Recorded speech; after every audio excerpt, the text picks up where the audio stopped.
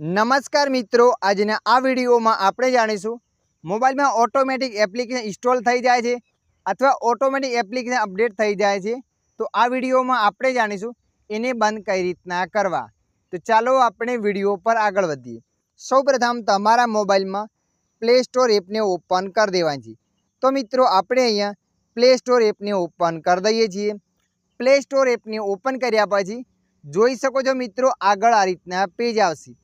આવું પેજ આવ્યા પછી ઉપર પ્રોફાઇલ ફોટા પર ક્લિક કરી દેવાની છે। ઉપર પ્રોફાઇલ ફોટા પર ક્લિક કર્યા પછી આવું પેજ આવશે। તો મિત્રો અહીંયા તમારે સૌપ્રથમ મેનેજ એપ ડિવાઇસ પર ક્લિક કરી દેવાની છે। મેનેજ એપ ડિવાઇસ પર ક્લિક કરશો એટલે આવું પેજ આવશે। અહીંયા તમારે અપડેટ અવેલેબલ પર ક્લિક કરવાની છે। એના પર ક્લિક કર્યા પછી અહીંયા કોઈ અપડેટ ચાલુ હોય તો તમારે બંધ કરી દેવાની છે। અહીંયા અત્યારે બંધ છે તો તમારે કેન્સલ પર ક્લિક કરીને તમે આને બંધ કરી શકો છો। આ રીતના હવે આપણે જાણીશું ઓટોમેટિક ડાઉનલોડ થતાને બંધ કઈ રીતના કરવા। તમારે એ બે સ્ટેપ પાછું આવી જવાનું છે। બે સ્ટેપ પાછું આવ્યા પછી ફરીથી પ્રોફાઇલ ફોટા પર ક્લિક કરવાનું છે। પ્રોફાઇલ ફોટા પર ક્લિક કર્યા પછી થોડા નીચે સ્કોર કરીને જવાનું છે।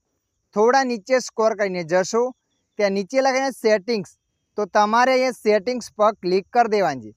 સેટિંગ પર ક્લિક કર્યા પછી આગળ આ રીતના પેજ આવશે। સેટિંગ્સ પર ક્લિક કર્યા પછી તમારે નેટવર્ક પર ક્લિક કરી દેવાની છે।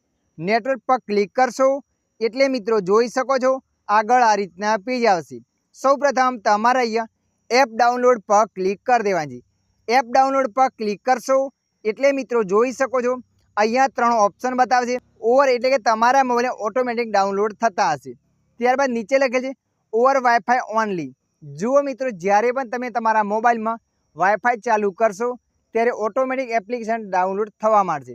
એના પછી તમારે અહીંયા એક્સ મે ટાઈમ પર ક્લિક કરી દેવાની છે। એના પર ક્લિક કરશો એટલે મિત્રો તમને પૂછ્યા વગર કોઈ પણ એપ્લિકેશન ડાઉનલોડ નહીં થાય। તમને નોટિફિકેશન મળશે અને તમે અલાઉ કરશો ત્યારબાદ એપ્લિકેશન ડાઉનલોડ થશે। એને પસંદ કર્યા પછી ઓકે પર ક્લિક કરી દેવાની છે। એના પછી નીચે લખેલ છે ઓટો અપડેટ એપ, તો તમારે અહીંયા ઓટો અપડેટ પર ક્લિક કરી દેવાની છે। ઓટો અપડેટ પર ક્લિક કર્યા પછી આગળ આ રીતના પેજ આવશે। તો મિત્રો અહીંયા તમારે ડોન્ટ ઓટો અપડેટ પર ક્લિક કરી દેવાની છે। એના પર ક્લિક કર્યા પછી એક સ્ટેપ પાછું આવી જવાનું છે।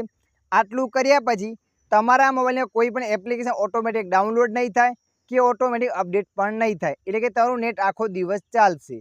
તો મિત્રો આશા રાખું છું આ વિડીયો તમને પસંદ આવ્યો હશે। વિડીયોની અંદર થોડુંક કંઈક જાણવા મળ્યું હોય તો વિડીયોને લાઈક કરી દેજો અને આવા માહિતીવાળા વિડીયો જોવા માટે અમારી ચેનલને સબસ્ક્રાઈબ કરી લેજો।